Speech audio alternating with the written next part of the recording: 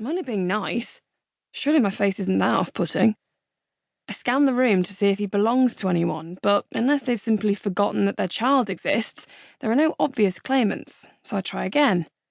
Shall we go find your mum and dad? Tentatively, the boy uncovers one eye and peers out at me, then shakes his head, so, using the only strategy I know to successfully communicate with children, I reach up onto the table, locate the biscuit tin, and hold it out to him. Want one? The boy eyes me suspiciously, then examines the selection before taking out the last bourbon. Good choice. Go on, take another one if you want. He looks at me as if he suspects it might be a trick, then slowly picks out a digestive. I can't exactly leave him sitting on his own, and I'm in no hurry to join the adults in the room, so I squeeze under the table and position myself next to him. The cramped, dark spot turns out to be strangely appealing, like returning to the womb. Perhaps no one would notice if I spent the whole session down here. For a short time, we both tuck into our sugary snacks, the little boy looking over at me occasionally but still not saying a word. Not really sure what kids like to talk about anyway, so I'm happy to adopt the silence. Then suddenly there's the sound of the door slamming shut and a man's voice, breathless and panicked. Alfie? Alfie, are you in here? Anyone seen a little boy? I slither out from underneath the table and stand up. He's here. A man and a woman run over looking like they've just escaped from the pages of Tatler, him in his woolen peacoat and her in her Burberry Mac. They definitely don't look like they belong here. Where is he? The man looks at me accusingly, like he thinks I'm just pretending to have found his son as some kind of sick prank. He's under the table. Clearly devoid of manners, I guess money can't buy you everything, he practically pushes me out of the way before he bends down, grabs the boy's hand and pulls him out from under the table. The woman looks on, expressionless, evidently not surprised to see her husband being so obnoxious. What were you thinking, running off like that? We were so worried about you. Do you understand that, Alfie? We were terrified. Anything could have happened to you. The man glances at me as if his son being found by someone who looks like me is near the top of his list of feared outcomes. The little boy crosses his arms and turns his head away from his dad. You and Mummy were shouting. We were not shouting. Anyway, that's no excuse. You know you should never go where we can't see you.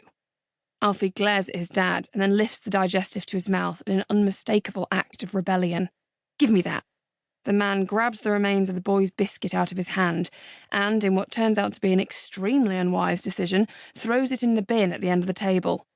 Well, it's like a switch being flipped. The once silent boy starts screaming at an incomprehensible volume given his small stature and pummels his dad's thigh like it's a punching bag. The dad holds his son's arms by his side. Alfie, be quiet, you can't scream in here. Come on, Jake, let's just take him out, the woman says in a hushed voice. Everyone's staring. The man surveys the circle of chairs, then looks at me before finally turning to his wife. And that's my fault, is it? The boy refuses to walk of his own accord, so his dad pulls him along with his feet dragging on the floor and bundles him out of the door while the woman hurries behind, her eyes glued to her expensive leather boots. As they exit, a man strolls in carrying a folder. From his authoritative presence, I guess he's the group leader. He has dreadlocks down his back and his clothes look like they belong to someone twice his size. I pick up my coffee, now offensively cold and laced with remnants of bourbon, and join the circle, locating the final 3 empty chairs and purposefully sitting on the middle one. The elderly gentleman who is doing the crossword puts it aside, leans across the empty seat and holds out his hand. My name's Bill. Welcome to the group. As he speaks, his eyes emit such kindness, I can't imagine him ever saying a crossword to anybody. Thanks. I shake his hand. It always feels uncomfortable, a gesture more befitting a bygone era.